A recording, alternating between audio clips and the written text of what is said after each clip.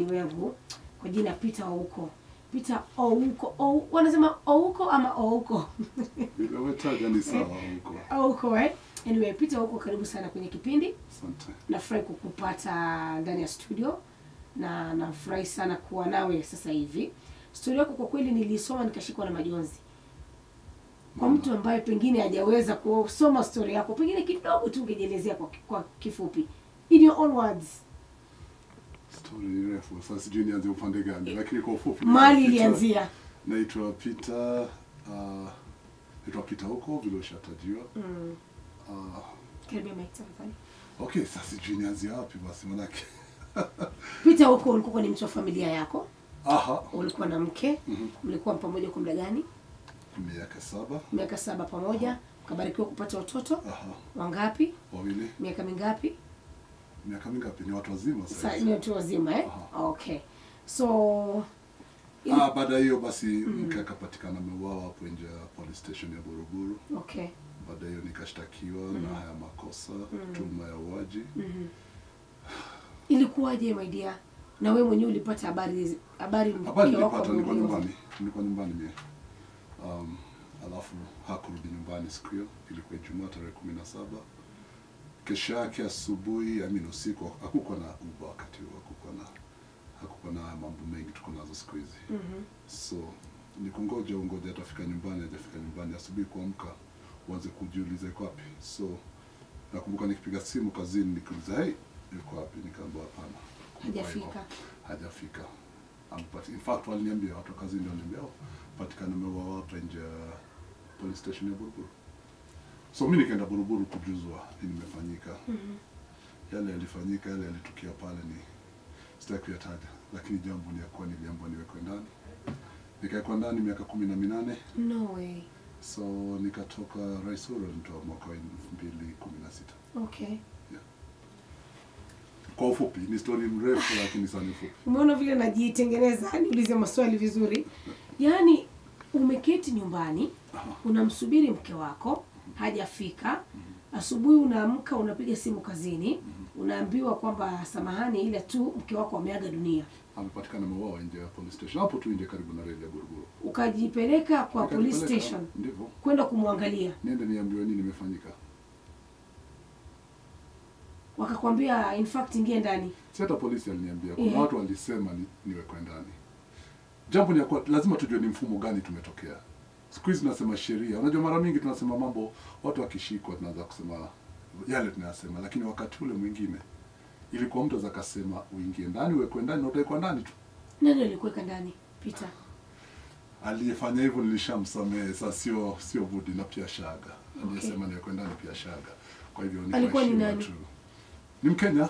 Okay. Mkenya alisema hivyo. Alikuwa mtu. Lakini jambo ni ya kuwa alikuwa anafanya biashara. Lakini jambo juu ni ya kuwa tulitoka katika mfumo ile mtu angeambia askari wa kitambo fanya jambo fulani na atafanya. Tulikuwa katika ile mfumo ambapo criminal justice system yote ilikuwa imeharibika. Ilikuwa imeporomoka. Na ndio mambo yalisukuma hata katika katiba yakabadilishwa. Usisahau majaji walikuwa wengine wanaandikiwa judgment zao, hukumu zao. Sio wenyewe wanaandikiwa wanaleta wanafika pale wanasoma. Bora tu yale wamepewa wamepewa. Okay. Na ukikumbuka tume la Ringera mwaka 2003 ilikuja ikavuta majaji wengi. Tume nyingine ikakuja tena nyingine Sharadrao bado ikavuta watu. Kwa hivyo tunajua criminal justice system wakati huo ulikuwa umeoza kabisa. So haiko ati umetenda kitendo ama hujatenda ama vipi. Ni vile mtu anataka afanye, atafanya hivyo. Sasa nikuulize, uliingia ndani kwa miaka mingapi? 18 nimekuambia tangu 98 mpaka 2016. 18 years kwa kosa ambalo ukufanya. Au nilifanya. Na sio mimi peke yangu. So sio mambo na Peter peke yake.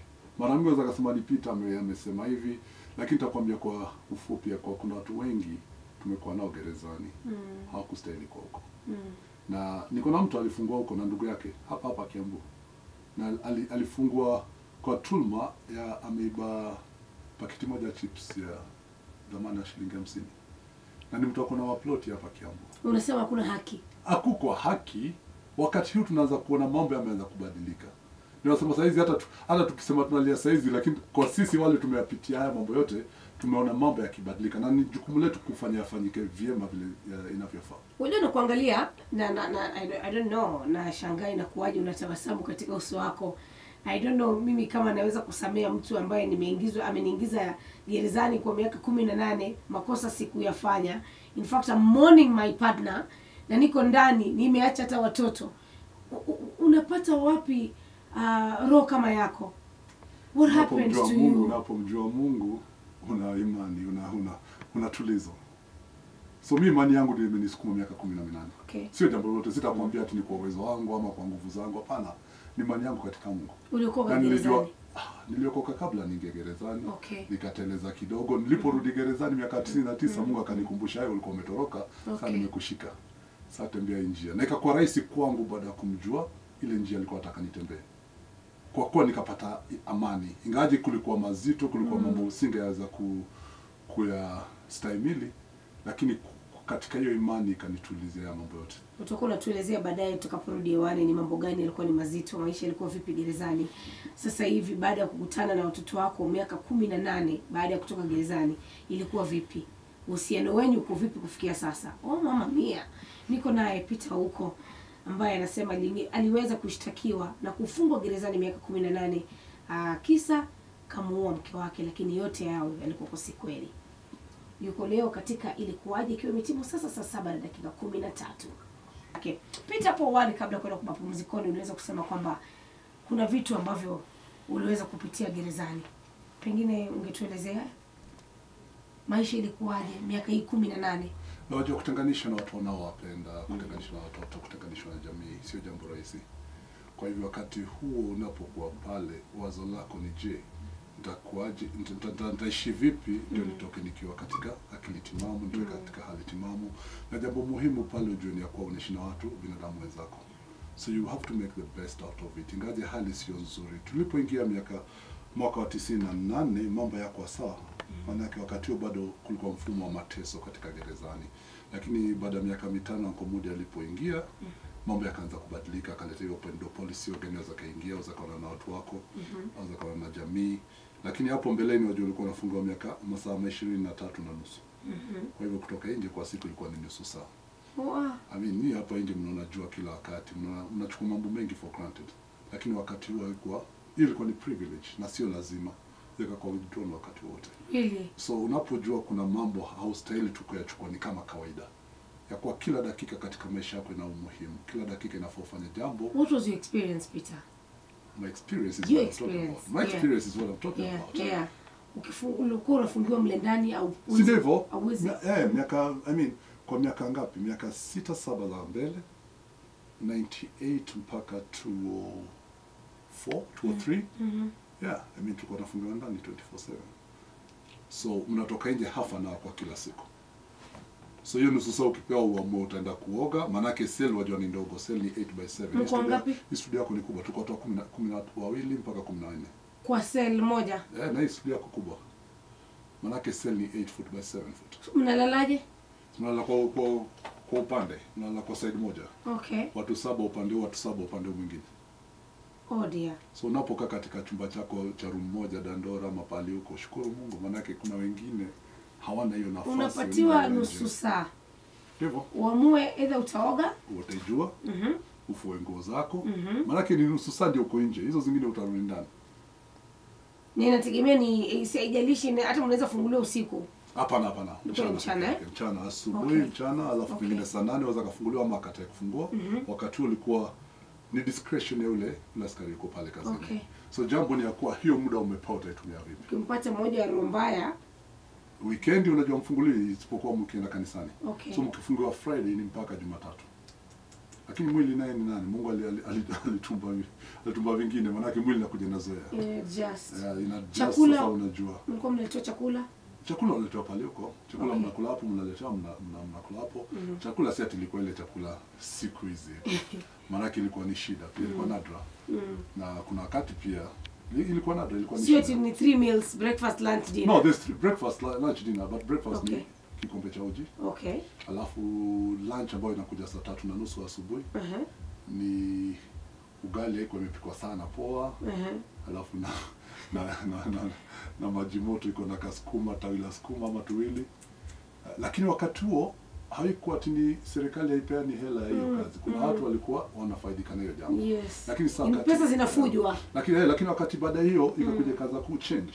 Mpaka wakati huo sasa unapata vyakula vinapikwa ingaje sio katika ile hali ungetaka upikiwe nyumbani, but at least unapata inasaidia mwili utanawiri. Na ndio unapata ni decent, not enough. Na kwa sababu gani haiko enough? Maana ile budget gereza inapewa nayo ni ndogo sana. Unapata ile budget gereza inapewa. Sasa tunasema tuko na wafungwa 52,000 ama 53. Lakini zaidi ya nusu ni watu wa rumande. Okay. Ndio watu wa rumande wafai kuwa chini ya idara ya gereza. Ndio. Watu wa rumande wanafaa wawe chini ya ulinzi. Ukienda kama nchi ya Marekani, watu wako rumande wanafaa wawe chini ya polisi. Maana hawajafungwa bado, hawajahukumiwa. So bado ni nusu raia, nusu hiyo side nyingine. Okay. Na ndipo walipoleta mambo ya bond, watu kupewa bond saizi inasaidia, maana mtu akishashtakiwa anapewa bond na nyumbani. Okay. Shida ni ya kuwa kuna watu wanapewa bond 10,000 hawezi akastahimili, hawezi akalipa. Wanasema unapokuwa gerezani kuna ujuzi unafundishwa. Ulijifundisha ujuzi gani? Taaluma ziko mingi. Unaenda shule, tulianzisha shule ya secondary committee. Alafu mimi nikasoma sheria huko. Kuna watu wanasema nikasoma fine arts, mambo ya kuchora hizi. Ulikuwa na miaka mingapi ukiingia gerezani? 28. Okay. Nilikuwa mzee, nilikuwa nishachapo. Lakini ulikuwa 28, you're still young. Oh my. Anyway. Yeah, so kuna mambo mengi. Hata mambo ya tarakilishi nilijifundisha huko. Sikuwa nachukua kosi yote pale kwa mzaha. Okay. Mambo ya environment, tukaanza kufanya environment. Ukiaka miti utapata miti zimekuwa kubwa huko. Hizo miti zangu tulitoka katika tulikuwa tumekaa huko ndani. So ni kitu unalazimishwa ama ni kitu kwa mapenzi yako ukitaka? Baada ya 2003 gereza ilifunguka. So ile jambo unaona ufanye ni vyema uifanye, maana usipofanya wakati wanapoandika recommendation yako hata kwa probation officer, kama kuna jambo lolote umejifunza utapata ripoti gani? Utasema unaenda nyumbani kufanya nini? Ila hali uko unazunguka tu, uko unazuazua, kuna kitu yote unafanya.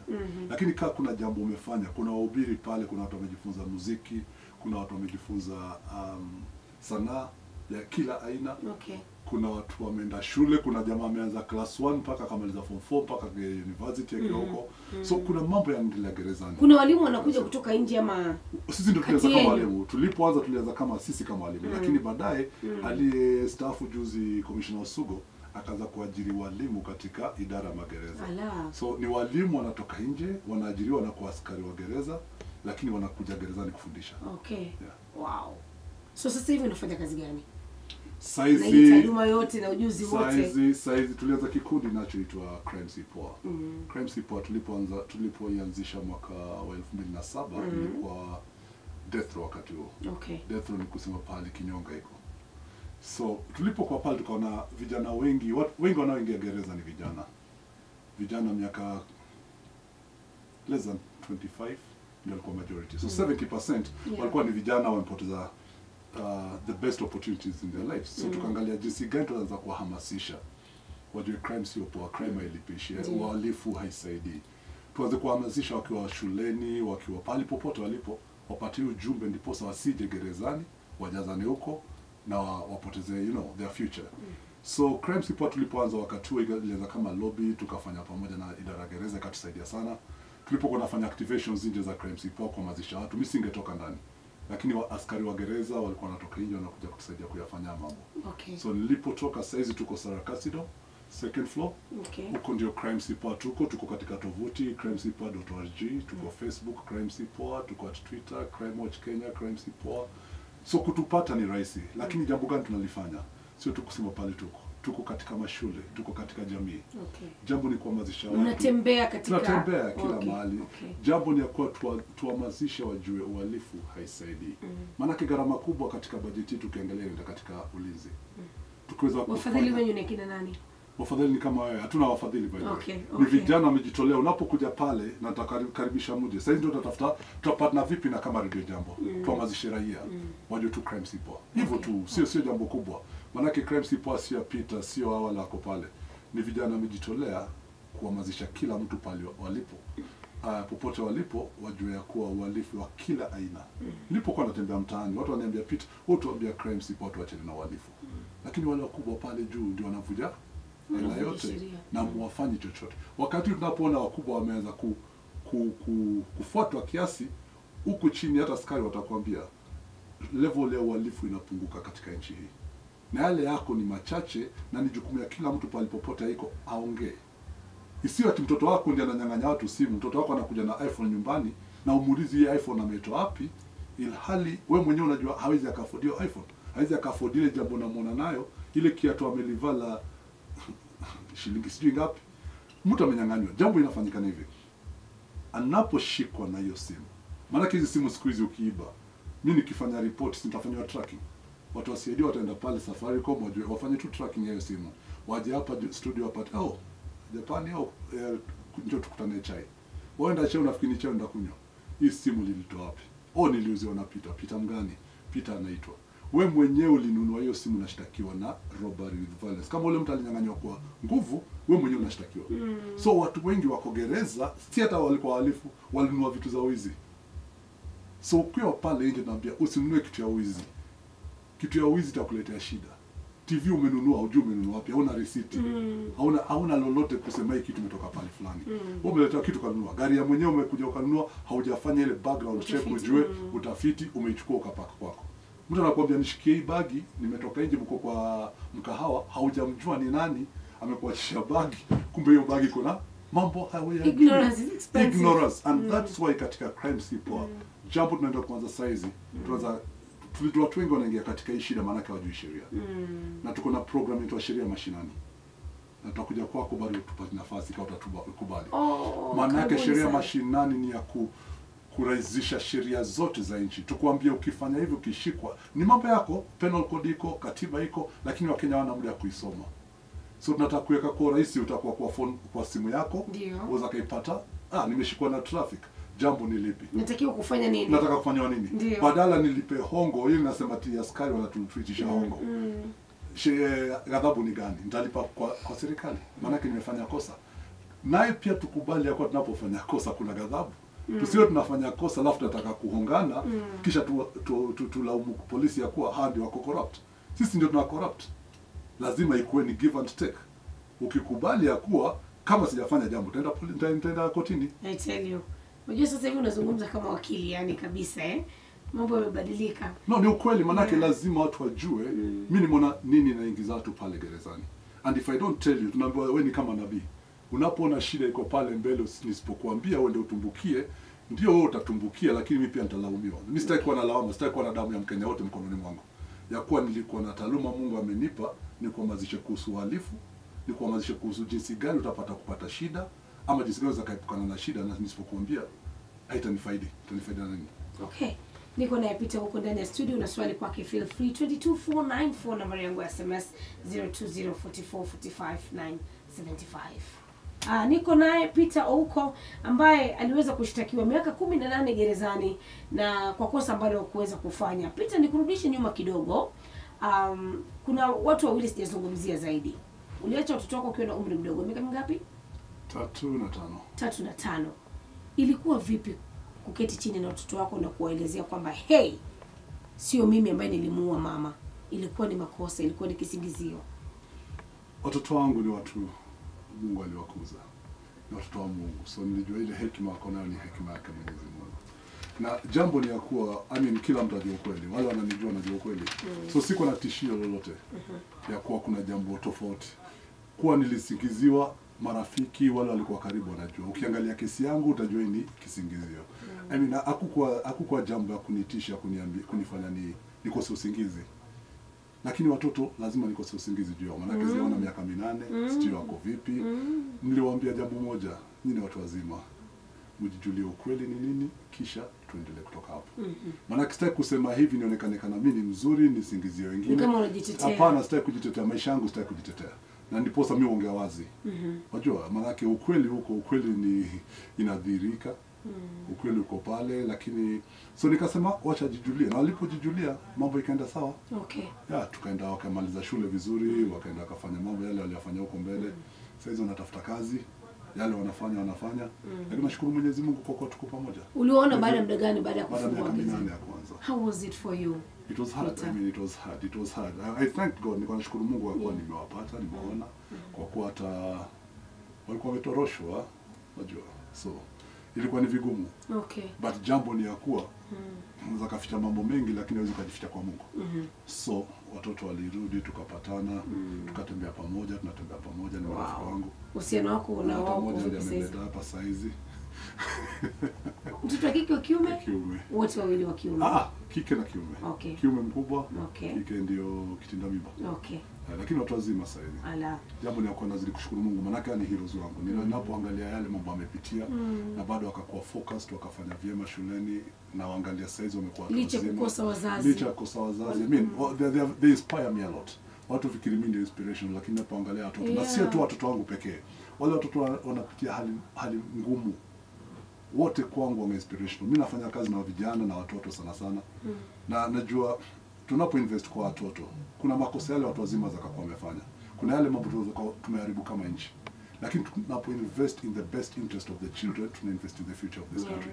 Lakini tukiwa tu watu binafsi, haja yangu, dada yangu, tunaumiza watoto wetu. Okay. Tunakuwa tushaondoka, tumewacha watoto pale wakiumia. Familia mke wako ilichukulia vipi swala hili? Walitembea na wewe ama waliku Asiwezi nikaongelea haya, jambo tu ujue ni ya kuwa mama mkwe wangu ni rafiki yangu. Wow. Hata wakati hata naweza nikampigia simu. Okay. Jambo tu ujue hivyo. Okay. Baba mkwe aliaga kabla nije nyumbani. Okay. Na mimi sina jambo lote nao. Okay. I mean, wala alifanya hiyo jambo niliwaachia Mwenyezi Mungu. Mimi niliwasamea watu siku ya kwanza. So lolote liko pale wajua.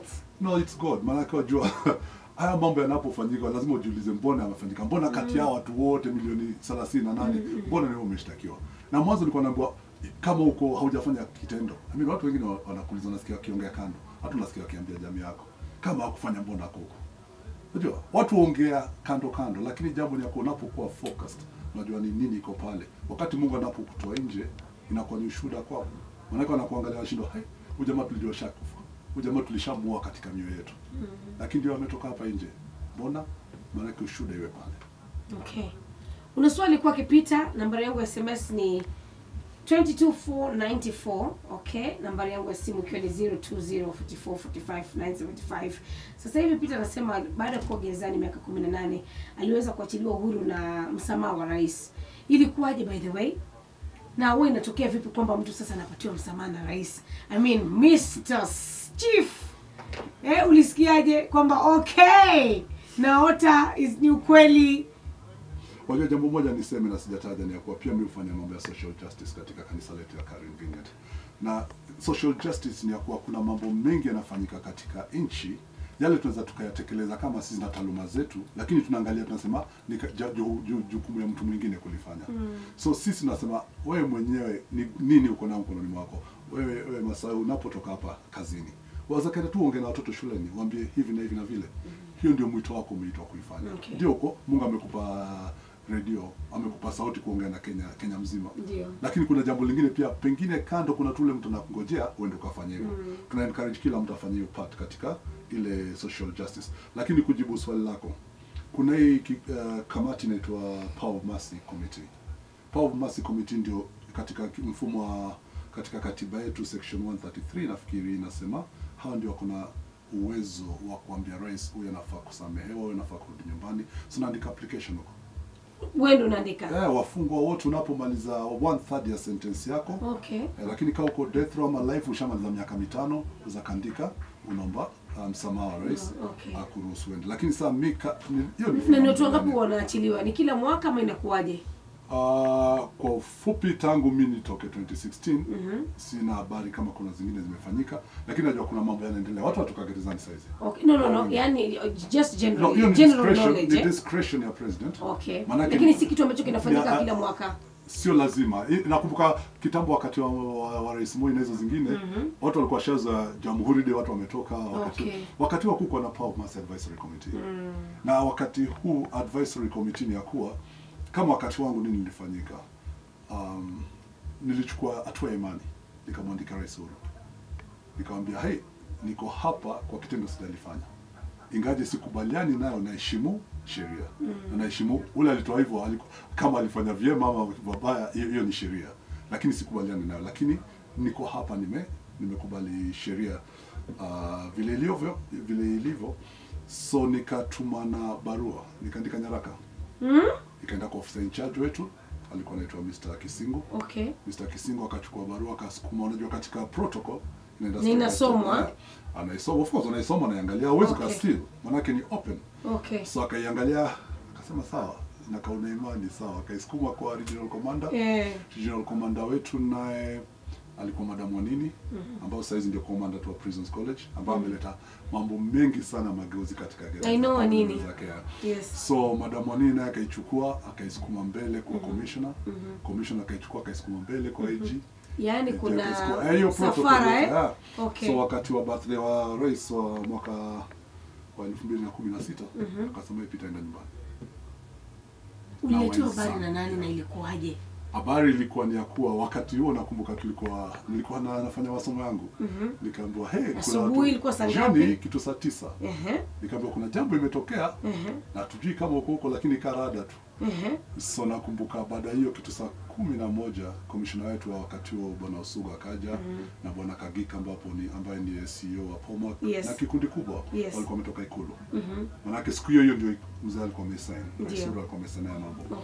So kuja pale akanitumania commissioner, akanitumania Bwana Osuga akasema Peter, mzee amesema uende nyumbani saa hizi. So akasema kiucheshi. Lakini sana angalia watu wako nao wote. So aliposema hivyo mimi nikaenda kwa chumba changu nikamshukuru Mwenyezi Mungu. What did you do? No, I just went and thanked God. Did you scream? Did you jump? I didn't scream, you know. Wajua nilo nashikwa butua. Nikawa wakati ile niliambiwa ingia ndani. Nilishikwa na butua. Hata si nishindwa kulia. Maana kuna mambo ingia ndani za kujuza niingia ndani kufanya. Kufanya jamini. So sasa hizi pia umeambiwa unaenda nyumbani. Okay, thank God. Mimi nikamwambia Mungu yangu asante. Umeisha, lakini najua kuna jukumu kubwa pale mbele. Si kuchukua kwa mzaa ya kuwa umeambiwa uende nyumbani. Kuna watu mimi nimekuwa 18, kuna watu niliacha wameka 23, 24, 25. Wow. So sasa nilikuwa bora sana kualiko ndio nipate kutoka mbele. Lakini sasa nikauliza Mungu, mbona mimi ndio niende mbele? Lazima kuna sababu. Okay. So for that reason mimi nikaenda kwa room yangu nikashukuru Mwenyezi Mungu. Baada hiyo tukaenda pamoja. Nakumbuka siku hiyo ofisa akasema maana yake nataka kesho, maana yake ni sherehe kubwa. Okay. Na Rais Uhuru amewachilia watu wengi kwa historia ya Kenya, watu 102. Wow. At one go. Akasema kesho nataka wakina Masai Japani wakija wafanye hii coverage na nini na kukanyesha sana jioni. So siku tulilala, lakini hata sijui ngapi walilala, maana watu walikuwa wanangoja saa 10. Wewe ulilala? Mimi nilala usingizi poa kawaida. Wala saa kawaida asubuhi basi tukaamka. Tukamaliza na mambo za gereza alafu tukatoka. Okay. Lakini saa hapa nje tunajua kwamba kuna kazi mnafanya mle ndani, unapofanya kazi kuna pesa fulani unapatiwa. So ulitoka na pesa ngapi? Kwa hiyo miaka 18 ulikuwa gerezani. Ni hela ngapi ulipatiwa? Nitaomba wabunge wafanye hivyo, wafanye hima. Uncle Mudi alikuwa amepropose ya kuwa wafungwa walipe shilingi 60 kwa siku. Okay. Lakini 60 bob only. Okay, a day. Uncle Mudi alikuwa amepropose walipe 60 bob. Maana number plate zenu zote ni sisi tunatengeza. Vitu zenu za bunge gereza inatengeza vitu. Jamani, wacha kusema sisi ushatoka huko. Wewe mfungwa. Wacha niwaambie, lazima tu identify na yale mambo tunayafanya. Unaposema sisi si atuwe mfungwa. Jambo ni ya kuwa una identify na ile wale watu. I get you. So jambo ni ya kuwa ni wafungwa wanafanya mambo yote. Ama ndugu zetu wale wako katika idara ya gereza wanafanya mambo yote. Lakini malipo ni yale yaliandikwa na mkoloni ya peni 3 kwa siku. Hayajabadilishwa na wabunge wetu mpaka wa leo. Hata peni siku hizi. Nani atumia peni? Hakuna. Basi. So ukiangalia sheria inasema bado ile peni. Manake tunatumia sheria na sheria ni cap 90 ile inaongoza operations za gereza. So mpaka wabunge waje waseme basi tunaona hivi, tuna propose na waingize katika bajeti. Ndio wale wafungwa wanapofanya jambo wanalipwa. Wapate kulipwa. Ulitoka na pesa ngapi? Miaka 18 gerezani. Hata tusitaje. Manake shida. Okay fine. Nilipwa transport ya kuja Nairobi. Nilipwa shilingi 100. Only. Shika bus kwisha. Ndivyo. Manake unapewa transport ya pale ulifungiwa. So kama ulifungiwa Mombasa na uko Nairobi utapewa 1000 kwenda mpaka Mombasa. Okay. Washika urudi kwenu. Ilhali pengine watu walikuwa shahama Mombasa. Ulikuwa wapi? Kamiti? Nilikuwa Kamiti. Okay. So Kamiti mpaka Nairobi unapewa 100. Ukitaka kutembea utembee kule mandazi na soda. Ulipotoka huko potea, ujui unaingia basi ya kwenda wapi? Barabara zetu zimebadilika. Kwa neema zake Mwenyezi Mungu kabla Yes. nitoke nimekuwa nikialikwa katika seminars za sheria za nini. So nimekuwa nikisafiri kidogo. Okay. Hata tumekuwa tukienda Nairobi show manake Okay. watu walikuwa kutoka Kamiti wanaleta kwaya yao huko mambo kama haya. Katika gereza mambo yamefunguka. So kuwa mgeni sana kuona barabara, mijengo tofauti Mijengo uchafu ndio lilinishtua manake siku hata Nairobi kwa uchafu hivyo. Lakini unasema gavana wa Nairobi Westmeck. Gavana ni rafiki yangu. Mimi nimemlea. Nimemlea akiwa industrial area. Uchafu wa Nairobi ndio ulikushtua. Na wakati huo ujue sio Gavana Sonko alikuwepo. Ilikuwa ni Kidero. Ilikuwa ni Kidero. Yeah. Najua uchafu sio wa gavana, uchafu ni sisi tunachafua mji. Okay. Uchafu sio viongozi. Hatuwezi tukachukua taka, tunatupa taka kila mahali, alafu tulaumu watu. Shida yetu wa Kenya kila wakati ni lawama. Mimi nishajifunza jambo moja. What is your responsibility? What's my responsibility? Yes. Ninapofanya makosa, lazima nikubali nimefanya kosa. Absolutely. Uko ndani ya gari, umekula chips yako, unachukua karatasi na tupa nje. Mbona usiweke kwa bagi yako kwa kapu chako mpaka Katupe utapata? sehemu fulani. Kuna mapipa pia yamewekwa. Mapipa yako, na kama yako haijatosha tuseme tunataka mapipa yaongezwe hapa na pale na tudumishe usafi. Okay. Lakini mara mingi lawama na lazima tuachie. Yaani tumekuwa na wakati mzuri, naona bado hata muda inakuwaje imeisha namna hii haraka hivi. Ningependa sana kuendelea na wewe. Lakini sasa hivi kuna kijana anakusikiliza Peter, na hapo wale umesema kwamba mmeanzisha kampeni ya kusema crime sio poa. Kuna mzazi anakusikiliza, kuna kijana ambaye yuko kwenye crime anataka kuacha lakini hajui jinsi ambavyo anaweza kuwafikia. Mtu anaweza kuwafikia vipi? Jambo nitapa namba ya simu straight. Okay. Namba ya simu ni 0741 0741 50 60 60. Okay. Waweza katuma email. Okay. Utume info@crimesipoa.org. Ama uje kwa Facebook, like page ya Crime Sipoa. Enda tu kwa Facebook, upate page ya Crime Sipoa, like it. Ukienda kwa Twitter, enda kwa page ya Crime Sipoa Kenya. Ufinya hapo bonyeze, utapata usaidizi. Manake sisi tuko Ngara, ofisi yetu iko Ngara, Sarakasi Dome. Wengi wanajua Sarakasi Dome manake kuna sana inaelekea pale, inaendelezwa pale. But tunakaribisha vijana wote.